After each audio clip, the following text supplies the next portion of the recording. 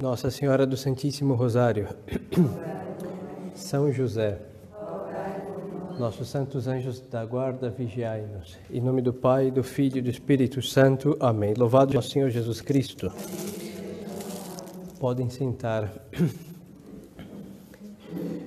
Hoje a Santa Igreja celebra a festa de São João da Mata. Ele é um santo da Ordem da Redenção dos Cativos. Vamos ver aqui. Perdão, sim, da Redenção dos Cativos, porém tem os mercedários, Nossa Senhora das Mercedes, que também eram da Redenção dos Cativos, e tem os Trinitários, e ele é da Ordem dos Trinitários, que também se dedicava a resgatar os católicos que estavam baixo a tirania dos muçulmanos. Mas hoje nós vamos falar de uma outra tirania, que é a tirania que é a vida espiritual errada, não errada por muitas razões, mas o principal erro que aqui eu vou ressaltar é quando nós queremos guiar a nossa alma até Deus, porque assim, na nossa alma quem dirige é Deus. E quando nós tiramos Deus assim do banco de motorista e nós dirigimos nossa alma, a gente vai para o inferno. Mas só que são coisas tão sutis que então o padre vai se estender um pouco e vamos ver que quando nós estamos dirigindo nossa alma e não é Deus nosso Senhor, e com coisas muito sutis. Então o tema do nosso sermão são as consolações. As consolações que são todo esse doce contentamento, consolo que nós rezamos e sentimos. E vamos ver que aí tem um problema, não nas consolações em si mesmas, mas nas buscas erradas das consolações de Deus. Primeira coisa, a natureza e proveniência, da onde vêm as consolações? O que são as consolações? As consolações sensíveis são emoções suaves que afetam a sensibilidade e fazem experimentar certa alegria sentida. Como nós falamos de uma consolação espiritual, nós estamos falando do quê? Nós rezamos, nós fazemos uma leitura espiritual, nós fazemos um jejum, qualquer obra da nossa religião, da piedade, da devoção, então a gente tem um gozo, uma alegria, um prazer. Não vamos confundir com a piedade, que já falamos demais, não? É outra coisa.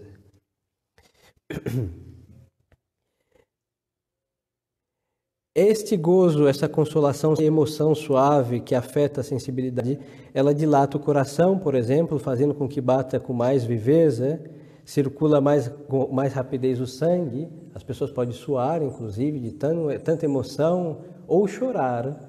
Pode estar meditando a paixão de Nosso Senhor e começa a chorar de emoção. Não uma emoção sensível, barata, não, porque não é de pouca valia quem chora diante do crucifixo. Ou se confessam e choram por vergonha dos pecados, dor de ter ofendido a Deus, isso tem um valor imenso. Então, mas como se chama essas coisas? Mesmo sendo coisas aflitivas, como chorar, é uma consolação espiritual. Porque essas lágrimas causam depois uma paz na alma de ter chorado no crucifixo, chorado na confissão, chorado por uma razão sobrenatural, espiritual.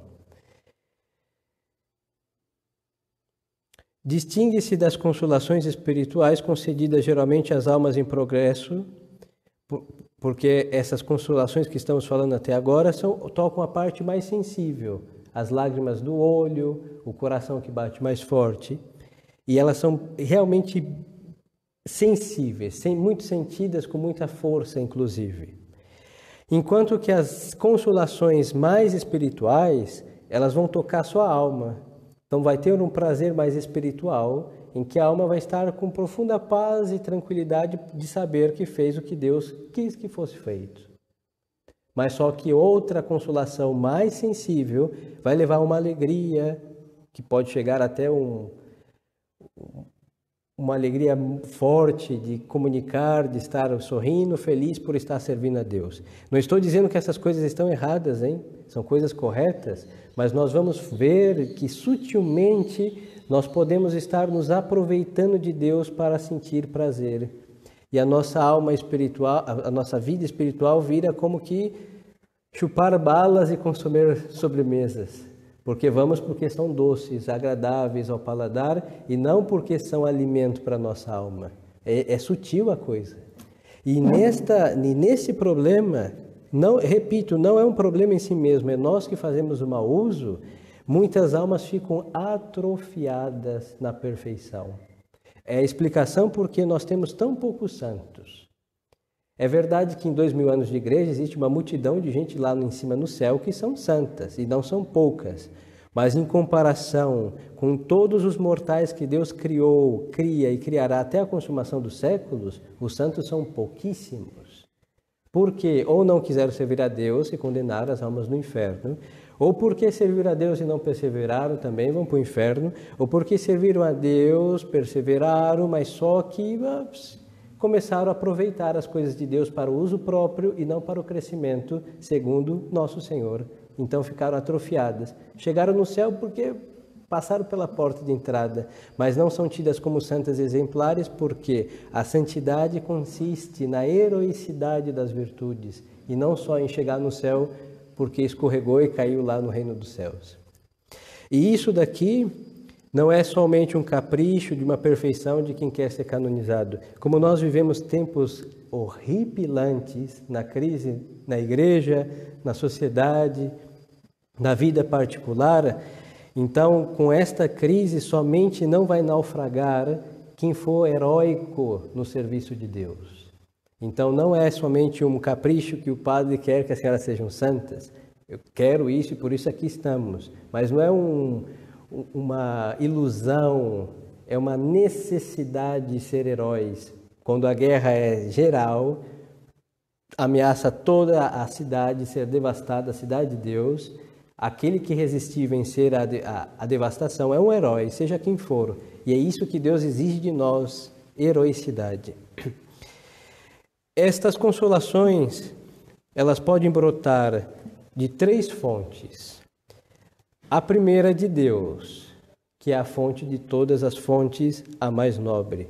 De Deus que procede para conosco que Deus nos trata, né, como uma mãe cuida bem do seu filho, atraindo-o para si por meio das suavidades com que faz encontrar em seu serviço, a fim de nos desprender mais facilmente dos falsos prazeres do mundo.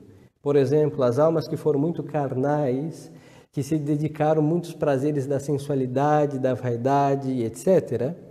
Então, Deus Nosso Senhor o que faz? Elas se convertem e Nosso Senhor imerge essas almas no rio das suas consolações, para que assim como ela se encheu dos prazeres do mundo, então Nosso Senhor arranca os prazeres do mundo e dá muitos prazeres das coisas dele para essa alma. Assim que ela não vai ficar como que decepcionada. Não, eu era feliz no mundo, o demônio me tratava com muitos prazeres e gozos, e agora chega Deus Nosso Senhor e me deixa tudo amargurado. Não, Deus não faz isso. Então as almas muito sensuais, muito sensíveis, românticas também, Nosso Senhor as converte, mas lhe concede no princípio muitas consolações. Então essas consolações vêm de Deus.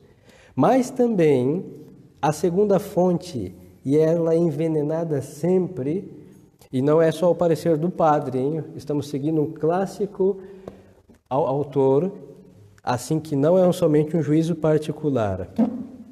A segunda fonte, e esta sim, infeliz, se chama demônio. O demônio também pode dar muitas consolações. E eu digo consolações em coisas boas, não? Assim como ele dá lá no pecado, lá no mundo, lá fora. As pessoas pecam porque o pecado é prazeroso. E esse prazer vem do pecado e o demônio também que aumenta. E é um prazer, um falso prazer, uma falsa consolação. Então, do demônio, segunda fonte, que atuando sobre o sistema nervoso, a imaginação e a sensibilidade, podem produzir certas emoções sensíveis de que, em seguida, se servirá para impelir a alma a austeridades indiscretas, a vaidade, a presunção, seguida bem depressa do desalento. Interessante, uma alma conversa, seja ela quem for. Deixou o pecado, se confessou, converteu, destruiu tudo que era do mal, se perdoou seus inimigos, se reconciliou com tudo. Está servindo a Deus Nosso Senhor. O diabo vai enchê-la de consolações, a tal ponto que ela vai se achar que ela é a melhor do que os outros, que ela está no céu garantido, que ela é realmente muito querida de Deus, e todos nós somos muito queridos de Deus, mas só que nós somos queridos por Deus porque Deus é misericordioso, porque em si mesmo todos nós somos horripilantes aos olhos de Deus, por causa da nossa rebeldia. Não é mesmo o filho, o único que Deus olha e diz, este é meu filho bem amado, se chama Jesus Cristo. É o único. Agora, todos nós somos filhos da ira. Assim se descreve a Sagrada Escritura. Filhos da ira. Ou seja, nós merecemos os castigos de Deus. Mas Deus, com sua infinita misericórdia, nos derrubou dos nossos cavalos, como São Paulo, e depois nos fez levantar-nos e sermos dóceis a seus decretos, uns mais, outros menos, mas somos filhos da misericórdia de Deus. Então o demônio vai colocar muitas coisas nestas almas nesse estado. Elas vão se sentir melhores, elas vão fazer muitas austeridades, elas vão rezar mais do que poderiam para que ninguém reze como elas. Vaidade. Nós todos devemos rezar muito, mas cada um tem as suas necessidades de oração. Uns vão ter que rezar mais para se manter em pé, outros vão ter que rezar mais para voar até Deus mais rápido, e outros talvez terão que rezar menos porque estão prostrados pela enfermidade e são limitações que nós não saímos porque queremos. Então vamos ter que humildemente reconhecer que nós não podemos rezar mais, estar numa cama prostrado esperando Deus ter piedade e naquele lugar rezar o que pode ser rezado, mas não rezar ninguém. Pode dizer, olha, eu estou tão mal que eu não preciso rezar. Isso é outro engano do diabo. E a terceira fonte, que pode ser envenenada e pode não ser envenenada, é a própria natureza, ou seja, nós mesmos. Então, são três fontes que brotam as consolações. Deus, sempre reto, sempre nobre, o demônio, que é sempre péssimo, e a nossa natureza, que pode ser boa, pode ser ruim. E estas, da onde vem? Do temperamento. Tem pessoas que são muito imaginativas, pessoas que são mais românticas, sensíveis, afetuosas por temperamento, então vai tender a ter mais consolos das coisas de Nosso Senhor. Isso pode ser ruim, pode ser bom, vai depender muito da ocasião, da onde vai levar aquilo. Utilidades das consolações. As consolações, elas oferecem indubitavelmente vantagens. Seja elas quais forem, inclusive as ruins. Porque Deus tem poder de pegar as coisas ruins, as coisas más e tirar bens. É um poder que só Deus tem. Até o pecado. O pecado que é o mal por excelência, quando o homem pecou, Deus tirou uma coisa boa do pecado, que é a encarnação do Verbo e a cruz, a paixão. O pecado foi uma desgraça, hein? A maior desgraça da humanidade é o pecado. Mas Deus tem o poder de fazer destas desgraças, Ele tira uma graça imensa. Então, inclusive as consolações erradas, Deus tem poder de tirar coisas boas. Mas não é por isso que não vamos vigiar a nossa alma e vamos nos entregar a qualquer consolação. Não, sempre as boas consolações. Primeira utilidade, elas facilitam o conhecimento de Deus. A imaginação, auxiliada pela graça, compraz-se em representar as amabilidades divinas, o coração saboreia essas consolações, e então a alma sente o gosto na oração e nas longas meditações e compreende melhor a bondade de Deus. É muito mais fácil compreender a bondade de Deus quando a gente tem gosto de estar com aquela pessoa boa, e no caso é a melhor de todas, Deus Nosso Senhor. Tem pessoas que nós sabemos que são boas, mas nós não conhecemos elas de perto, só a fama de bondade que elas têm. Como são pessoas sensatas que dizem, fulano é muito boa gente, a gente acredita. Mas quando nós temos essa pessoa diante dos nossos olhos, conversamos com ela e vemos que ela é boa de verdade mesmo, tudo muda. Aquela ideia que tínhamos da pessoa boa fica muito mais aperfeiçoada. Então Deus é a mesma coisa. Pela fé, nós sabemos que Deus é boníssimo, é a bondade por essência. E quando nós estamos servindo Deus nosso Senhor e temos este prazer de estar na sua presença, é uma consolação, nós saímos mais convictos da sua bondade. Então essa é a primeira utilidade, falando das boas consolações. A segunda utilidade, contribui para fortalecer a vontade.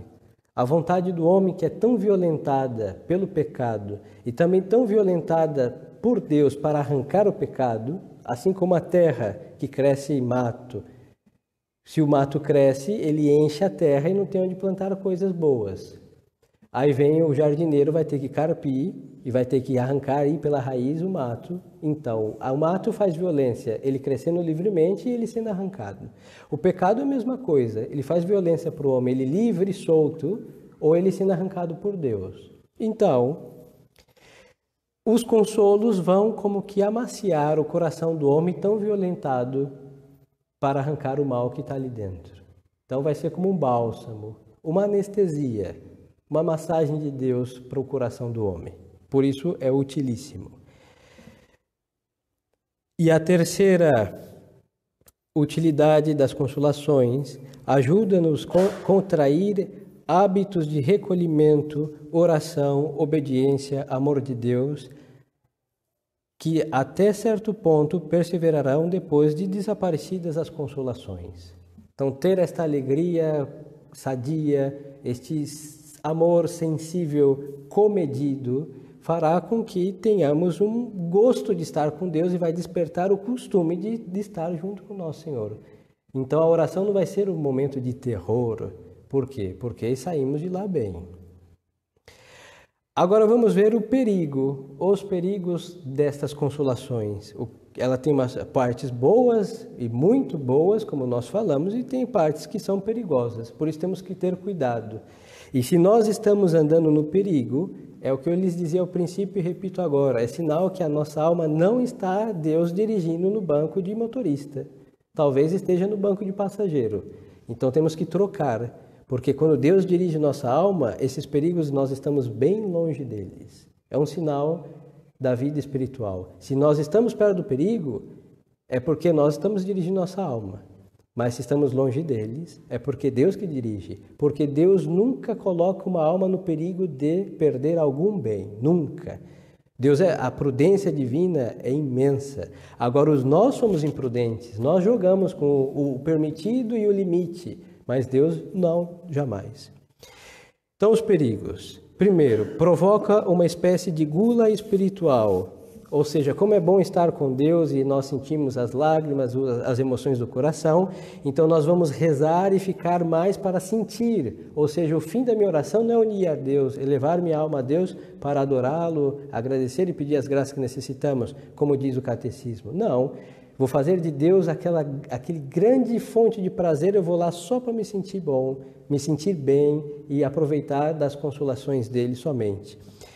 É o que São Francisco de Sales dizia, não ir ao Deus dos consolos, mas aos consolos de Deus. Essa é a situação da alma. Nós vamos rezar porque Deus é o Senhor de todas as consolações, mas nós devemos ir porque é Deus. Mas a alma com gula espiritual, ela vai para buscar os consolos de Deus e não o Deus de todos os consolos.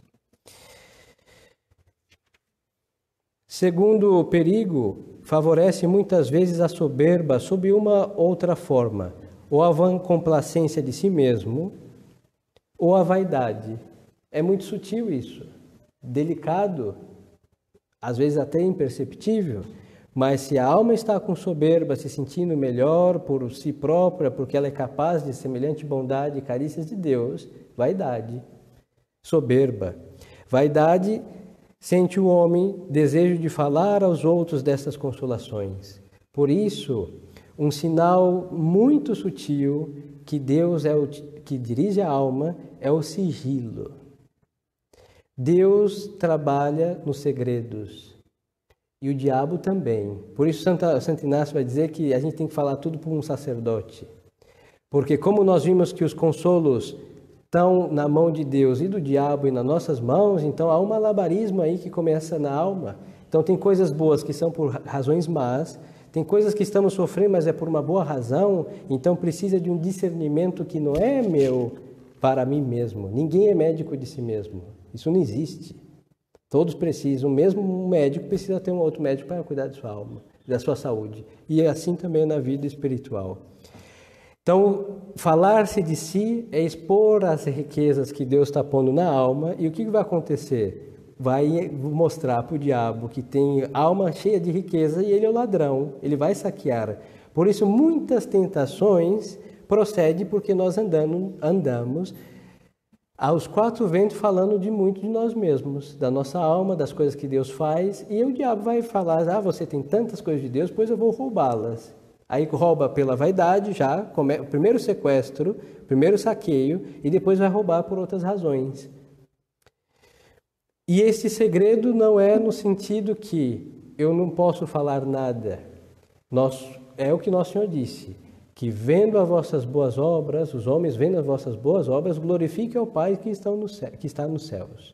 Mas eles vendo o que é visível, e o que não é visível fica no recôndito, no cofre do coração de Jesus, nosso Senhor, e do coração de Nossa Senhora. É um cofre que ninguém pode arrombar para roubar nada. Mas o que é visível é visto, e o que não é, nós não propagamos.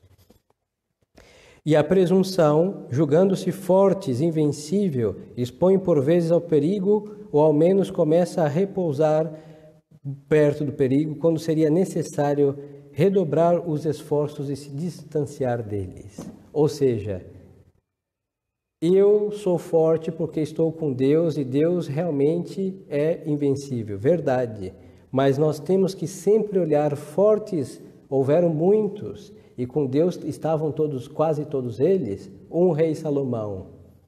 Não existia um homem mais sábio que um rei Salomão, mas o que ele fez? Ele se misturou com mulheres péssimas.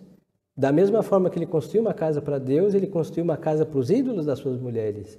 E diz a Sagrada Escritura que no fim da sua vida, ele não só construiu, ele foi queimar incenso para aqueles outros deuses falsos, mas era o homem mais sábio que existiu. Penso que não existiu até o presente alguém mais sábio que Salomão. E como tal, ele estava cheio do Espírito de Deus. E acabou como? Se prostituindo com os deuses falsos das suas inúmeras mulheres pagãs.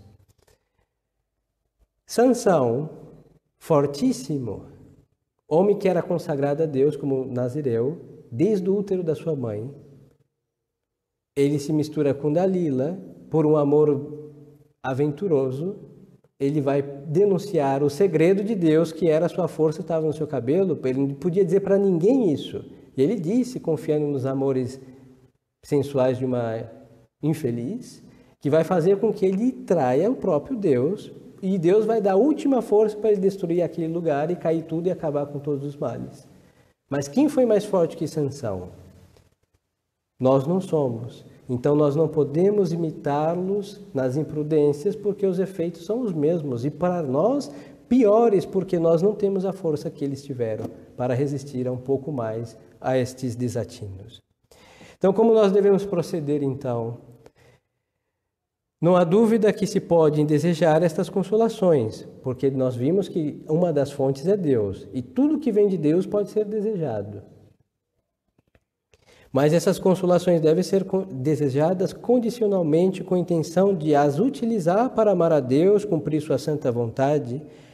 E é assim que a igreja no dia de Pentecostes nos faz pedir na coleta, na oração da missa, né? Que nós gozemos sempre das suas divinas consolações. Pede ao Espírito Santo essa graça. Ou seja, o que Deus dá, nós usamos. Nós nos desfrutamos dos bens de Deus.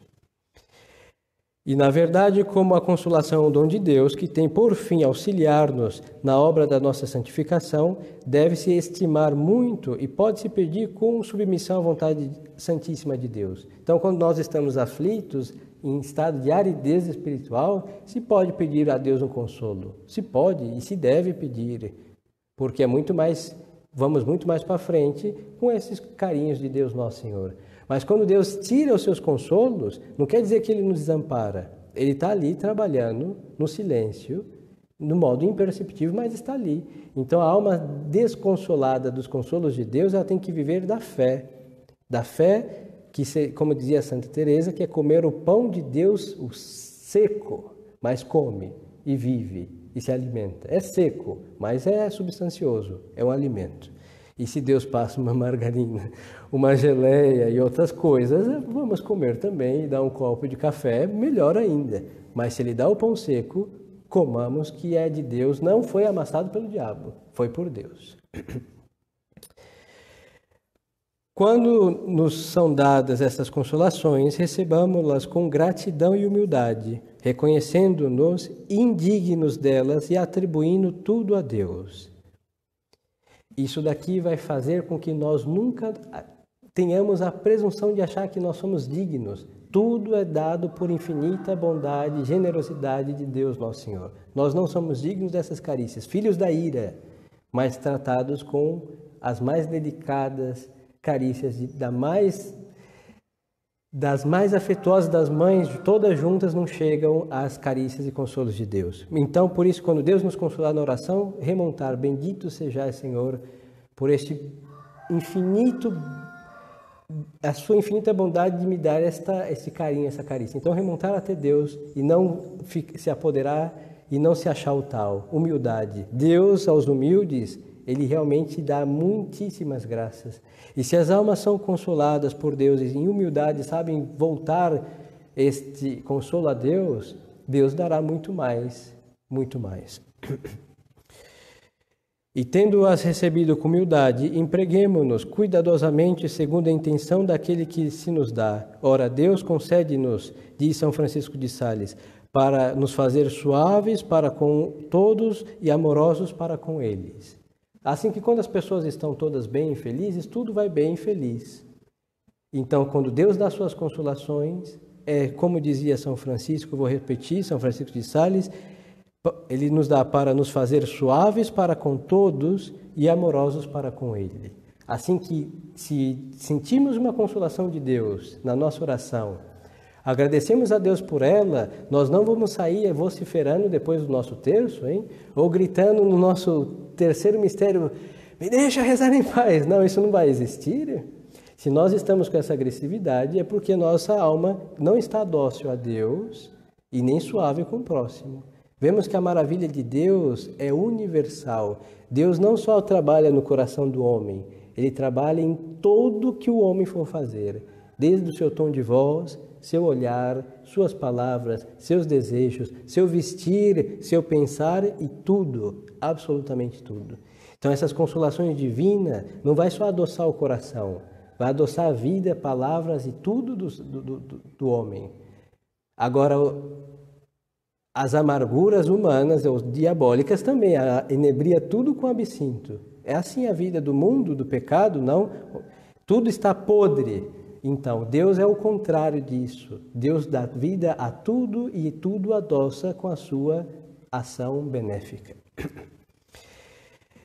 E havemos, enfim, de nos persuadir que estas consolações não durarão sempre e pedir humildemente a Deus a graça de o servir na secura quando nola quiser enviar.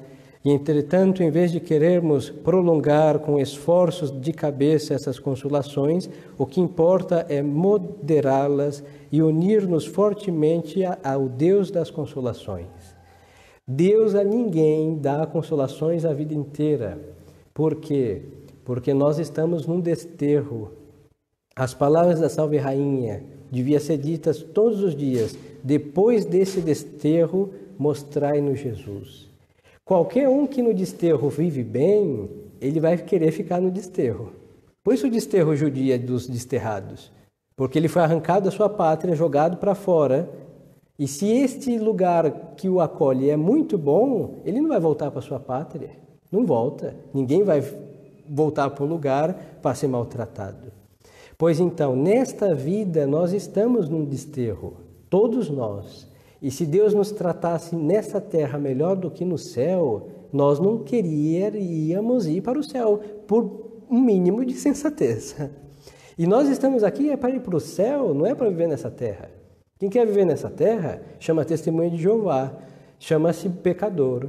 mundano, o ateu, o homem sem Deus, porque não tem eternidade na sua cabeça. Então, o que ele tem? Ele tem muita saúde, ele tem muito dinheiro, ele tem várias casas, porque ele não vai ter o céu. E comparando com o céu, isso não é nada.